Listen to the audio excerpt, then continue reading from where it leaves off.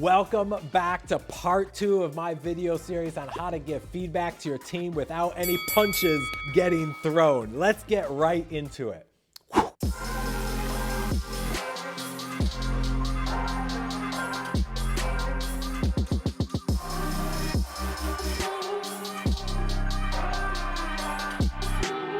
As a quick recap, in part 1, I gave you the first 3 tips, which were number 1, to foster a feedback-friendly culture. Number 2, make it timely. And number 3, be specific. And now that we have those done, let's move on to the next tip, which is tip number 4, which is to focus on the behavior, not the person. Navigating the feedback landscape requires this careful balance. It's kind of like walking on a tightrope. You must move forward with precision, ensuring not to tip over and too far into personal criticism. Here are 3 ways you can keep the balance and ensure the message lands safely with the person you're trying to give the feedback to. Number 1, frame the feedback constructively. Instead of pointing fingers, frame your feedback in a way that opens the door to improvement. Feedback is not just an opportunity to play the blame game. You're at fault, you're at fault, you're at fault. Oh, this is fun. You're such a child. You're at fault, you're at fault, you're at fault. None of it's my fault. Embarrassing. It's about addressing behaviors, not attacking characters. Instead of, you're always so negative, try, I've noticed you've been voicing a lot of concerns about our projects lately. Can we talk about what's behind that? This approach helps keep the conversation productive and focused on the solutions, not on the accusations. Number 2, encourage a growth mindset. Highlight that feedback is an opportunity for growth, not a maker of failure. Emphasize the belief that abilities and intelligence can be developed. I've seen you tackle challenging tasks successfully before. Let's use this as an opportunity to develop new strategies and skills. Number 3, separate the behavior from the identity. Make it clear that your feedback addresses the specific behavior or actions of the person, not the individual's self-worth or identity. For example, the way the emails were handled in this instance led to some confusion. Let's work on clear communication strategies for smoother collaboration. Focusing on behavior and not the person means not starting with, so the problem here is you. It's like trying to fix a leaky faucet by yelling at the water. I blame you, water, it's all your fault. You're too hydrated.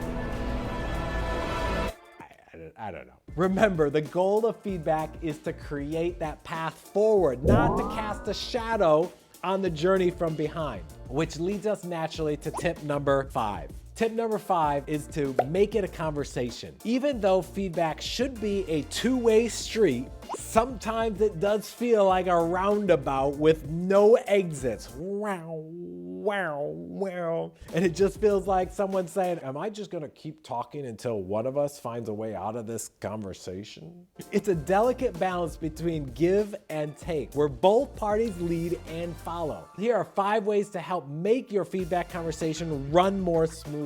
Tip number 1, encourage self-reflection. Kick off the conversation with questions that prompt this self-assessment. Think of it as like opening the door for them to walk through rather than pushing them through. For example, looking back on this project, what are some things you think went really well and what might you do differently next time? This approach empowers them to their own development and their own journey. Many times I find they self-reflect on ways to improve without any prompts from me. And my work is done there. The second tip, show empathy. Empathy is like a secret sauce in feedback. It just makes everything better. Acknowledge their feelings and their perspectives. For example, I can imagine that handling that project was challenging given the tight deadlines. How are you feeling about this? This validates their experience and opens up a space for an honest conversation, heart to heart. Tip number 3, maintain a positive tone. Think of your tone as the setting for the feedback microwave. If you set it too high, the whole thing burns. If you set it too low, it's ineffective. Aim for that perfect middle ground that is warm and supportive with a dash of encouragement. For example, I really appreciate this creativity you brought to this project. Let's explore how we can build on that success and tackle the areas where we faced challenges. The way a conversation starts tends to be the way it ends, so you want to set the right tone from the beginning. And then tip number 4 is to listen actively.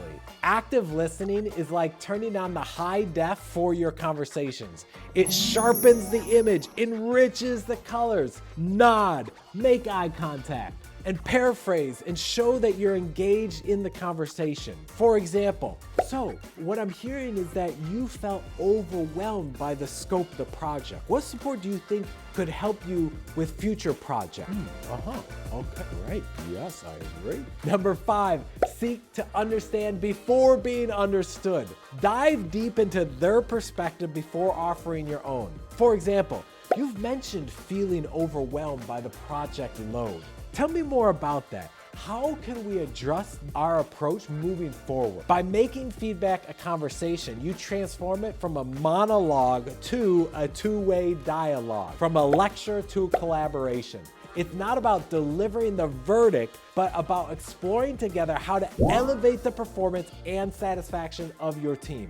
This approach not only enhances the feedback experience, but it also strengthens the relationship between you and your team. It fosters a culture of connection, a culture of continuous improvement and mutual respect.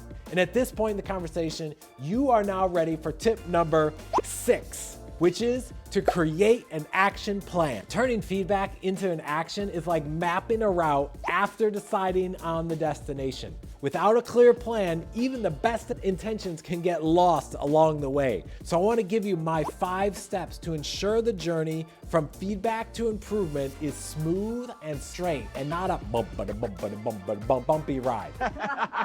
Number 1, collaboratively develop the plan. Don't dictate, collaborate. Ooh, I kind of like that. I hear a rap coming on. Oh no, no, again!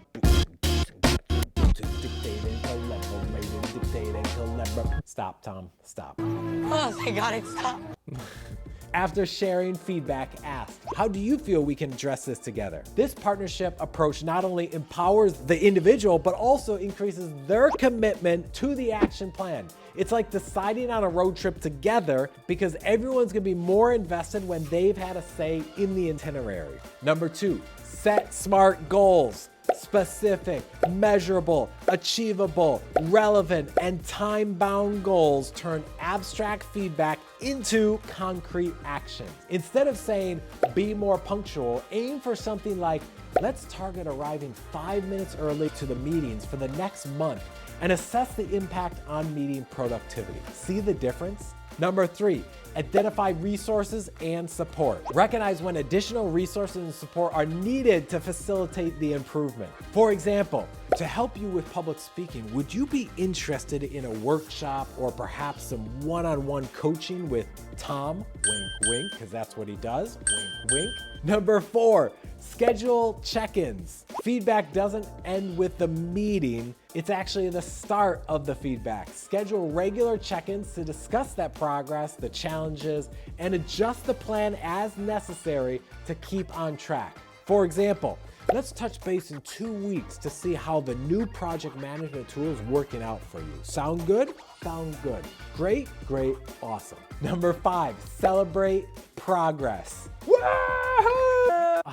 I'm gonna have to clean that up later. Acknowledge improvements no matter how small they are. Celebrating progress motivates continued growth and reinforces the value of feedback. By following these steps, you transform feedback from a dreaded interaction into a roadmap for personal and professional development. It's about setting the course, walking it together, and celebrating those milestones along the way. Now, I have one final bonus tip to give you before closing out this video series, which is tip number 7, and that is to end on a positive note. Always end the feedback session on a positive note. Good job.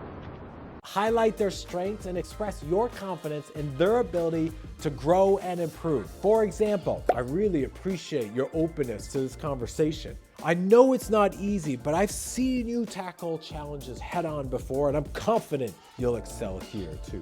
While it's critical to address areas of improvement, highlighting what someone does well can make that feedback more receivable and more motivating. For example, your ability to close deals has significantly contributed to our quarterly goals, and focusing on timely paperwork submission could enhance this even further. See what I did? This offers a balanced view that acknowledges the strengths while pointing out those areas of growth. And there you have it. We've gone through 2 videos and 7 tips. Here's a quick recap of the tips from both videos. Like, I need that.